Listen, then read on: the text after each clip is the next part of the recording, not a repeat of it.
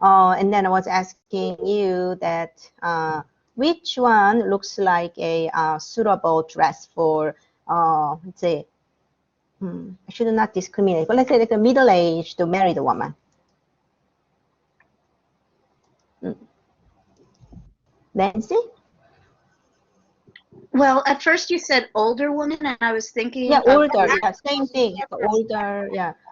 Okay, so the Junhito seems like I could see like a matriarch wearing that. Do everybody see Juni Hitoe? That is the middle of the second row. Like, do you see Juni Hitoe? So that means 12 layers of clothes, very lavish. It is a correct answer in a way, because that is also applicable for married older women, but this is for imperial family. So ordinary citizens cannot wear 12 layers of clothes. Juni Hitoe. You can see many, many layers. So supposedly it's 12 layers, very lavish. And then on the top, they always put colorful outerwear, like uchikake, like that's like a outerwear, so that it's very lavish and decorative, and it's only for imperial household, like a royal family. You will see emperor and empress. Yes. Okay. Yeah, I was thinking like I envisioned it as like the matriarch of the family hosting something. That's how I saw it. Yeah, in a way, it is similar that it's an empress. Okay. But it's a social class. Yeah. Okay. Yeah. Somebody else? Anybody else? I am not quizzing you or like testing your level of knowledge. It's like we need some conversations because it's a new forms of dress, right? Like it's not we grew up with this Japanese kimono culture. But which dress is most familiar to you? Anybody? The top right one, the black one. Maybe oh, the black one. Why do you think where have you seen this? Because it's a darker color. Maybe it's for older right. I guess. I don't know. That is a very good choice. Yes, like out of these, the first row, with all of these, the more you go to this way, like a irotome sode or kurotome sode, these are rather closer to married women. But here I want to explain to you that, do you recognize the sleeves length are different? Do you see like a furisode, the first one or far left, versus that here, tome, like a iro tome sode, kuro tome sode. Like do you recognize the differences in sleeves? Is the longer sleeve for older married women and the shorter for younger? Oh, you are getting there, married women, Emma, right? But it's reverse. So younger women, like in a prime age of 16, unmarried women can wear this one, furisode, the long, elongated sleeves. And also you can see the patterns, intentionally even sleeves have this lavish floral decoration. So furisode is sort of a springtime, like the idea is reminding people of the springtime, like an embodiment of the springtime. And then these long sleeves are only allowed for women who are not married. So furisode is for young unmarried people. And then the other, all of that, like homongi, iromuji, komon, and not the mofuku, the irotome sode, kurotome sode, like all of these, the styles are the same, right? Just the colors and patterns are different. So these are for the married women. So in the kimono market, obviously, there are more married women who need kimono, right? Like if you go to somebody's wedding as an aunt, right, or mother of the bride, or if you attend somebody's funeral, or husband's promotion party or something, you would wear this short sleeve dress. So it would be really, really funny that you go to your husband's 50th anniversary, birthday party, and you want to dress up very nice, but if you show up in the furisode kimono dress, do you see how awkward that would be in social circumstances, right? Because somebody does not know.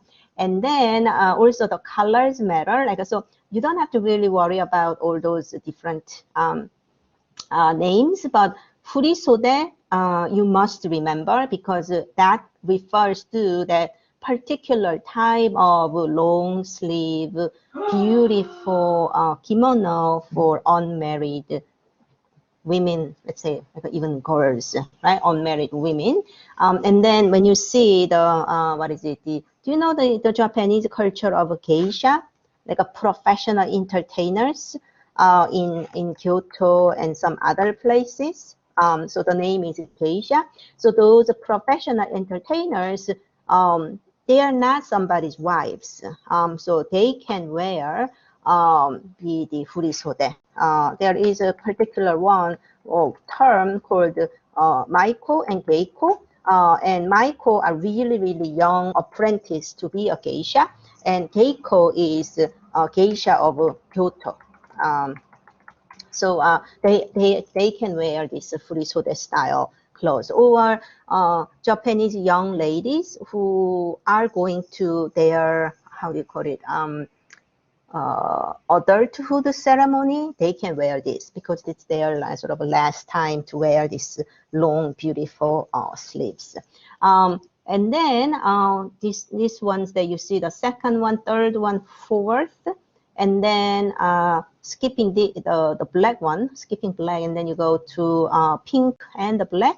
These are all for suitable design for married women, whether they are very young or not. If you are married, you no longer have that furisode. So there is certainly certain social boundaries of dividing women's status between married versus unmarried, right? And you may wonder, what happens if I get divorced? Well, you once married, so you cannot go back to furisode. Or what else? If your husband died, passed away, then obviously out of modesty, you are not going to wear this, like a very colorful kimonos. You may go with like a kuro, like a black, and then with some decorations at the bottom, close. And then also, the kimono, as I showed to you earlier, you only need about 12.5 meters, or let's say more or less like 12 meters of the length. So these type of patterns are placed directly onto that size of the fabric. People are buying this kimono fabric at a certain measured unit. So you are not going to buy 20 meters of kimono fabric. You only need about 12 meters or so. Some of you may say that, what if I am really tall? I'm like a 6'5". Well, what should I do? Should I buy like a more length? Probably, because if you see my diagram, like from the shoulder to the hem, right? Like you are a lot longer than actual like average size that they are imagining. But even then, like a sleeve, you cannot do so much. So sleeve may be a little shorter for somebody who's really, really tall, right? And then the clothes itself is baggy. It's not tightly fit to begin with, so that how wide you are does not really matter. So if there is really tall person, sleeve may be a little bit shorter or long. But otherwise, there is no the concept of measurement the way we are very conscious of. So anyhow, when you see this kind of kimono textile, you wonder then, how do we know where to put the patterns? Because in the earlier on the blackboard I showed you that pattern, like a sort of a pattern planning, right? So that the pattern should only go to the bottom of your like a body part, right?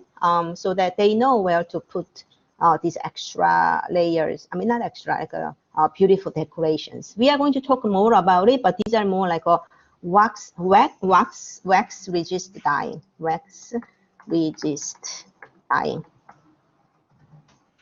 That's why you can put the customized pattern. Or if you see the common, the one right in the middle, you can see that this fabric is not targeted decoration. It is the all over. So this is woven textile to begin with, or you can put the stamping design, stamping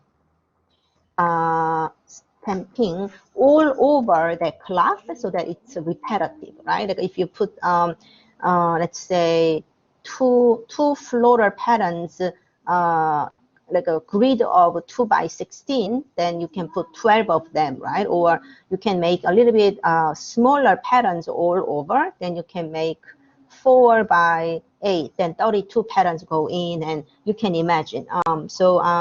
That's how it works. And then you can put beautiful colors all over like this. So then the entire fabric is woven together with colorful thread to begin with.